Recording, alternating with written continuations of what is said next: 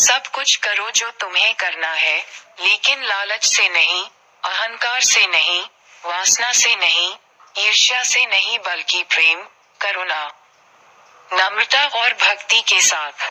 एक तालाब के किनारे उसी तालाब से जुड़ा एक बड़ा जलाशय था। जलाशय में पानी गहरा होता है। ऐसे स्थान मछलियों को बहुत रास आते हैं। उस जलाशय में भी तालाब से बहुत सी मछलियां आकर रहती थी। अंडे देने के लिए तो सभी मछलियां उस जलाशय में आती थी। वह जलाशय लंबी घास व झाड़ियों द्वारा घिरा होने के कारण आसानी से नजर नहीं आता था। उसी में 3 मछली रहता थी। उनके स्वभाव भिन्न थे। माया संकट आने के लक्षण मिलते ही संकट टालने का उपाय करने में विश्वास रखती थी। छाया कहती थी कि संकट आने पर ही उससे बचने का यत्न करो। जया का सोचना था कि संकट को टालने या उससे बचने की बात बेकार है, करने कराने से कुछ नहीं होता, जो किस्मत में लिखा है वह होकर रहेगा। एक दिन शाम को मछुआरे नदी में मछलियां पकड़कर घर जा रहे थे। बहुत कम मछलियां उनके जालों में फंसी थी, अतः उनके चेहरे उदास थे। तभी उन्हें झाड़ियों के ऊपर मछलीखोर पक्षियों का झुंड जाता दिखाई दिया। सबकी चोंच में मछलियां दबी थी। वे चौंके। एक ने अनुमान लगाया, दोस्तों, लगता है झाड़ियों के पीछे तालाब से जुड़ा जलाशय है, जहां इतनी सारी मछलियां पल रही हैं।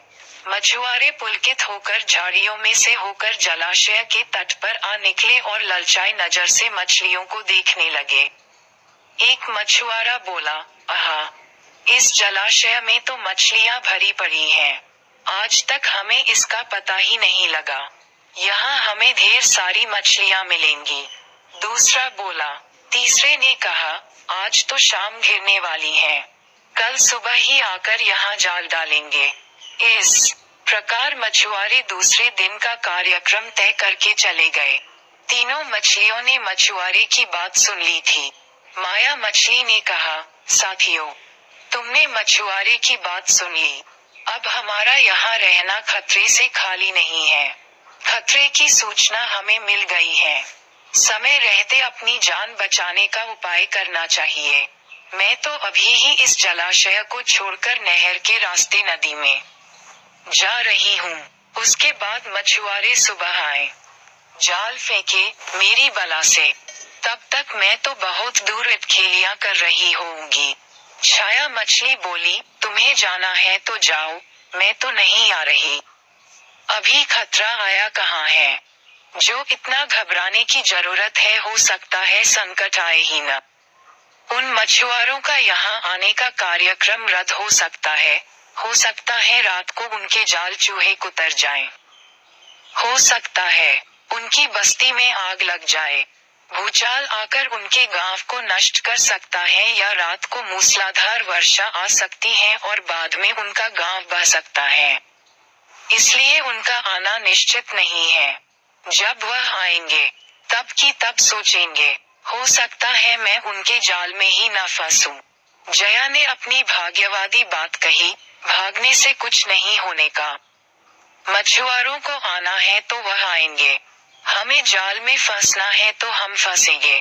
किस्मत में मरना ही लिखा है तो क्या किया जा सकता है। इस प्रकार माया तो उसी समय वहां से चली गई। छाया और जया जलाशय में ही रही। भोर हुई तो मछुआरे अपने जाल को लेकर आए और लगे जलाशय में जाल फेंकने और मछलियां पकड़ने। छाया ने संकट को आए देखा तो लगी जान बचाने के उपाय सोचने। उसका दिमाग तेजी से काम करने लगा।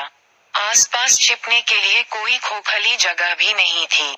तभी उसे याद आया कि उस जलाशय में काफी दिनों से एक मरे हुए ऊदबिलाव की लाश तैरती रही है। वह उसके बचाव के काम आ सकती है। जल्दी ही उसे वह लाश मिल गई। लाश सड़ने लगी थी।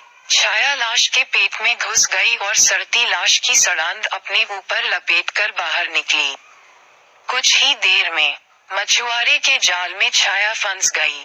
मछुआरे ने अपना जाल खींचा और मछलियों को किनारे पर जाल से उलट दिया।